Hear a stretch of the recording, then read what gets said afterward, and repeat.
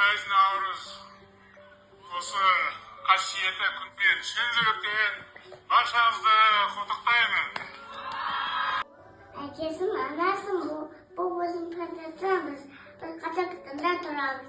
Қазір Наурыз мейрамы, жұрттың күттіктап жатыр ол. Қызым, қазір Наурыз мейрамы. Наурыз мейрамы біздің еліміздің қазақ халқының ұлттық мерекесі. Елбасымыз Қасым-Жомарт Кемелұлы Тоқаев Наурыз мерекесіне орай 10 күндік жариялаған. Ол Наурызнама. Яғни әр күнді өзіндік ерекшелігімен, әр күнді жеке-жеке тойлайтын болған. Мысалы 14 Наурыз амал мерекесі, яғни көрісу күні. Наурыз көже жасаймыз. Тағы бір күні қазақтың ұлттық салт дәстүрі, сонымен қатар тағы бір күні қазақтың ұлттық спорттары. Қызым, Наурыз мейрамында қазақтың ұлттық ойындары ойнатылады. Оған көкпар, бәйге, теңге ілу, тоғызқұмалақ, асық ойнау ойындары жатады. Анасым, демалысында сіздің бірге өткізгім келеді. Жарайды қызым, олай болса, Наурыз мерекесіне орай екеуміз бірге Наурыз көже дайындайық. Ыстық бауырсағымызды пісірейік.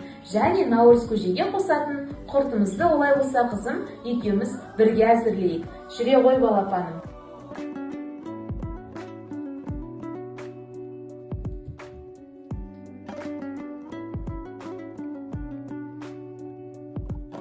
Олай болса, біз екеуміз бірге бүгін Наурыз көже дайындайық. Наурыз көже Наурыз айында арнайы дайындалатын қазақтың ұлттық тағамы қызым. Оны дайындау үшін бізге соғымнан қалған жылқы еті, сиыр еті және қазы қосып, осыларды суға әдемілеп қайнату арқылы дайындаймыз. Ары қарай бізге мынадай 7 түрлі дәнді дақылдар қажет. Анасым, бұл нелер кереметтер. Наурыз көже дайындау үшін арнайы дайындалған дәнді дақылдар қызым. Атап айтатын болса, мынау ақ добия, қызыл добия, горох, маш, бидай, сары жері, ақ жүгері.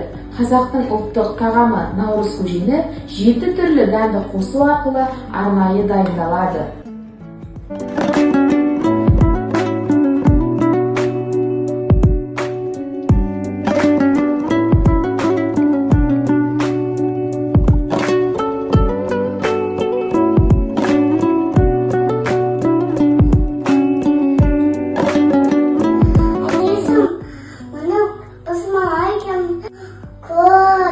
Бауырсақ, көже, істейміз, ас болсын.